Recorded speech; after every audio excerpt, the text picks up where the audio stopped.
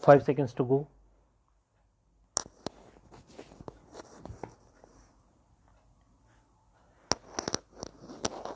Start. I convey my hearty greetings to you all. I am delighted to be here in Dhaka today in this historic 50th year of India Bangladesh friendship, along with the pleasure and honor of visiting a close neighbor. I am deeply touched by the warmth and affection of the people of Bangladesh. Just before meeting you, I went to the historic Ramana Kali temple where I had the privilege of inaugurating the renovated temple. I look it at as a blessing from Ma Kali. I have been told that the governments and people of Bangladesh and India helped in restoring the temple, which was demolished by Pakistani forces during the War of Liberation. A large number of people were killed by the occupation forces. This temple is a symbol of the spiritual and cultural bonding among the people of India and Bangladesh. This marked an auspicious finale to my visit to Bangladesh.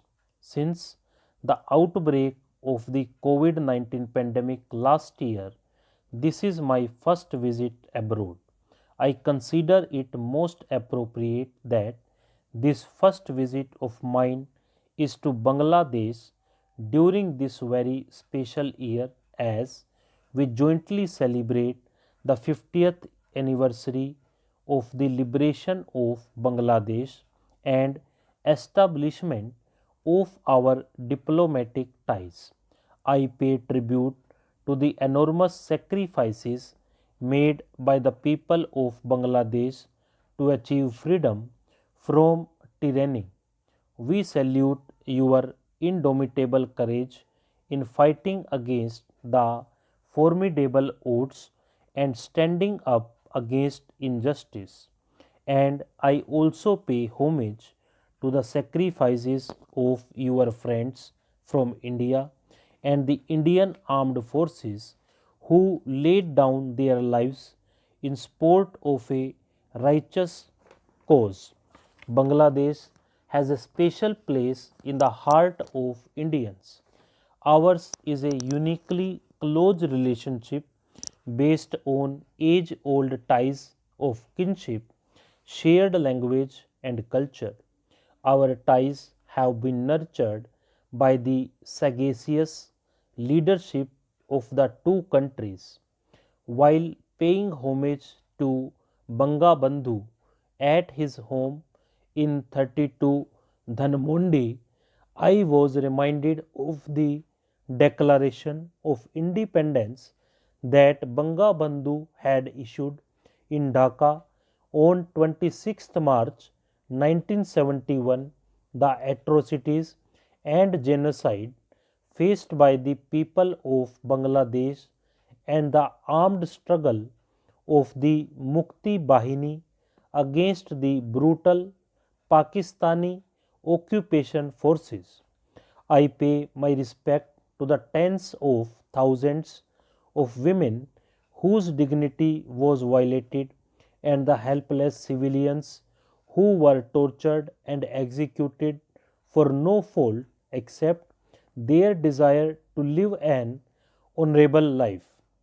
Today, as your country becomes a model of growth and development in the region, it has proven to the world that the fight of the people of Bangladesh was for a just cause. This fight was for fundamental democratic rights and that the emergence of Bangladesh was indeed the power of right defeating the power of might. Ladies and gentlemen, following the liberation war, Bangladesh has undergone major socio-economic transformation, especially under the leadership of Prime Minister Sheikh Hasina. India has also witnessed commendable growth. The economic and social linkages that have been forged between the people of our two nations have also contributed to this shared story of growth and development. I am glad that the leadership in both countries is cognizant that our growth trajectories are interlinked and that sharing of resources and experiences is the mantra for sustainable development. The two governments have also ensured that the fundamentals of our economies remain strong and robust. I am glad to note that our two sides have also made strong commitments to make our growth inclusive, sustainable, and environment friendly. I see huge potential in strengthening the cooperation further in the areas of green energy and clean technology.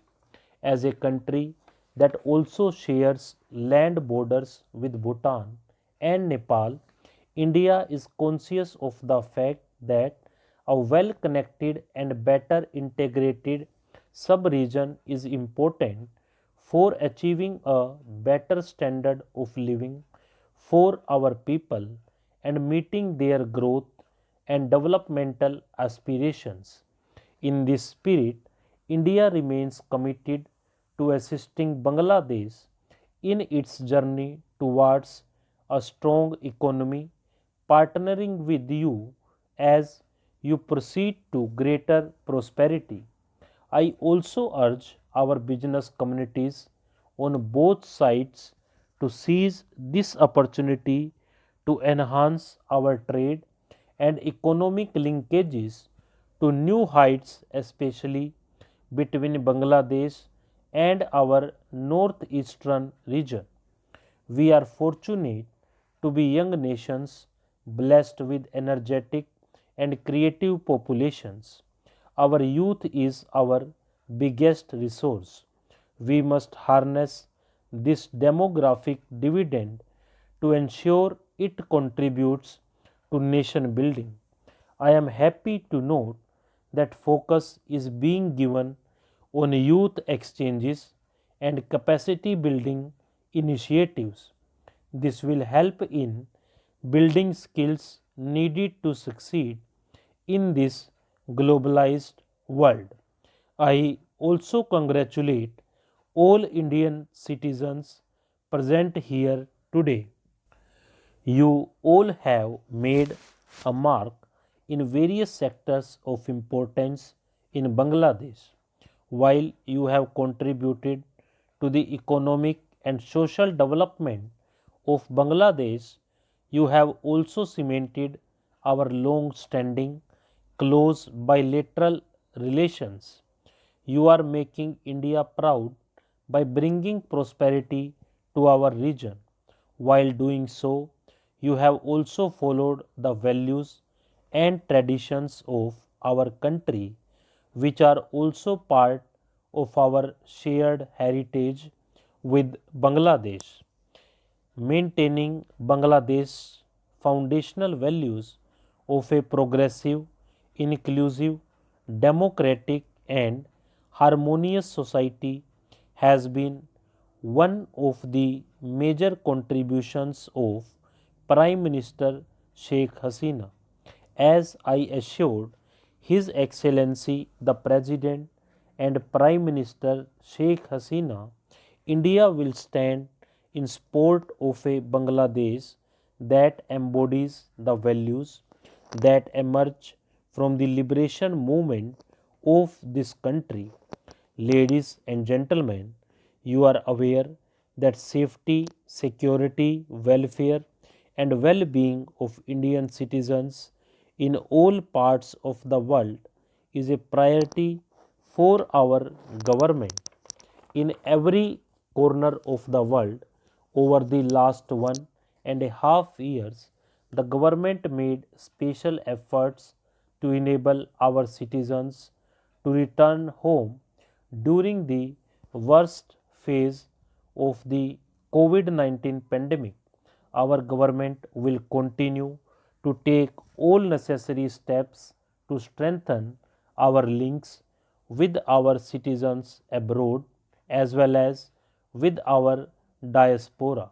I am pleased to note that the Indian High Commission in Dhaka was at the forefront of our Vande Bharat mission and other welfare activities for Indian citizens in distress as we celebrate Azadi Ka Amrit Mahotsav in India. I urge our citizens here to come forward and contribute in their own way to the cause of nation building. Stop.